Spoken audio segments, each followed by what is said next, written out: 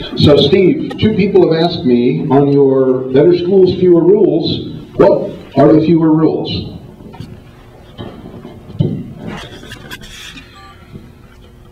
One of the reasons I chose to participate in this election as a Republican is I think the Republican Party is for less regulation in a general sense. So that's one thing. But another one is we are choking on law. We have taken some of the joy out of being a teacher. I've been a teacher for 25 years. And when we tell the teachers that they're going to be teaching Kansas Standard 6.4.3.2 and then 6.4.3.3, and the teachers sort of foist that on the students, what you end up getting is something less than stellar education too often. I appreciate that we need to have systems. I appreciate that we need to have standards. I appreciate that we need to have rules.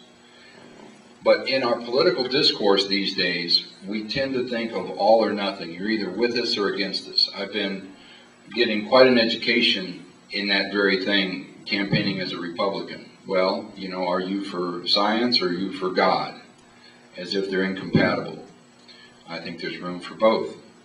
So in terms of better schools, fewer rules, I know for a fact, in my heart of hearts, that the more rules we pass, the harder it is for poor people. I know that there are exceptions, that we can pass special laws for consumer protection and equal housing and whatever comes to mind. But this isn't rocket science. If you need a consultant or a lawyer to tell you what the rules are, that's not going to benefit the poor. We have made things way too complicated in education. It is a simple proposition to teach children to read well and to understand numbers. That is the crux of our business. Now, are there 1,000 more things we have to do to run a school? Oh my goodness, yes.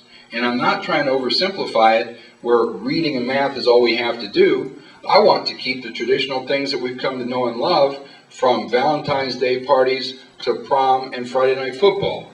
What I'm saying is that if we keep promulgating rule after rule after rule after rule, we leave our poor children behind.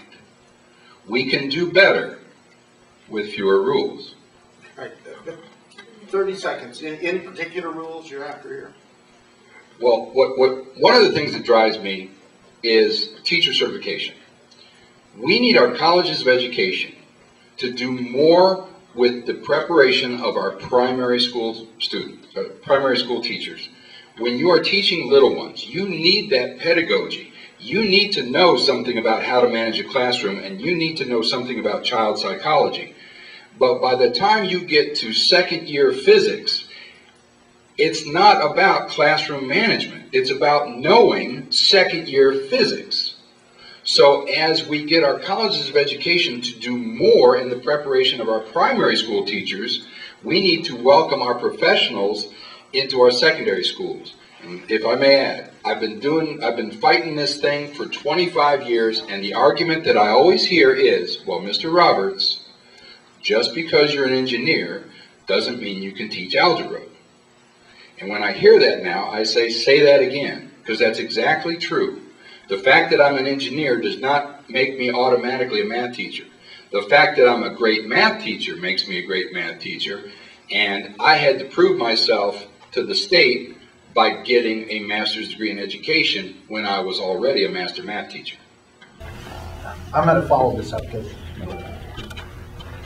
you are aware that we have an alternative certification path where, yes, and where someone with, we'll just take physics, right? Someone with a degree in physics who has never worked in a school, never taken a class in education, if a district will hire them and pair them with a school of education, they have 3 years to complete the teacher preparation classes while they're teaching the kids in the classroom. Now, what's wrong with that? That system is built from the perspective of the grown-ups and not the kids. All right, but I thought you were proposing that schools of education not even teach pedagogy to high school teachers. And I'm saying you can be a professional engineer and get hired by a district right now. The only thing is, in your first 3 years, you're actually supposed to complete some pedagogy. Well, I think what we sold ourselves is this idea that nobody can teach your child effectively unless they've been to a college of education. No. Oh, so you're saying just bring them in and don't ever bother to teach them anything that might be helpful in meeting the needs of all the students? Not at all. Okay, so what's wrong with bring them in? Bring that engineer into the classroom. The district hires them. They're in right away. They've never been to that school of education. They've never taught this person. Okay. Right? And then in 3 years, they give them pedagogy that can help them deal with specific needs of specific students the rest of their career. Bad idea? Since you asked, if you want to understand my perspective, simply think of music. A music teacher. We do math and reading all the time. Let's talk about music. Would any of us advocate that we bring somebody in who wasn't trained in music to be a music teacher? I don't think so. Is it more important, I submit, that someone in a music class knows the music or that they know the pedagogy? It's more important that they know the music. And so what we've done is we've created a system where we're pushing people away from our schools when we need to welcome people into our schools. Our public schools are public. If somebody is a natural teacher, we should welcome them. Now, to address your concern, if I could call it that, I'm not saying that just because somebody is an effective natural teacher that they don't need to know more about the rules, education law, something about pedagogy, something about child psychology. These are all good things. But to mandate it from the perspective of the state and push people away, we've done that for too long. We've done that for too long. And the effect of it is to hurt the poor kids the most. Cindy, go ahead.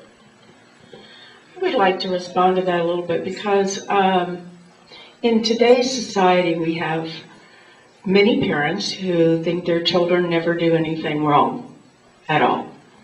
So the child acts up in class and this particular individual has not had the experience to know how to relate, how to handle this specific child.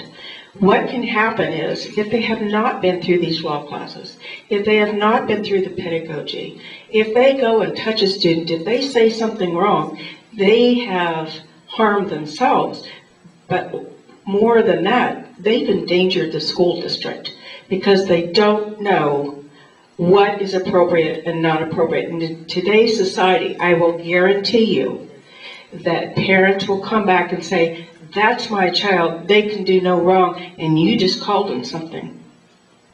You just called them handicapped, or you called them disabled. There's an appropriate word for what you can use in today's teaching environment in each of those areas. And if you cross the line and use the wrong designation, you could put yourself in trouble and you can put your school district in your school in trouble. And that's very easy to do.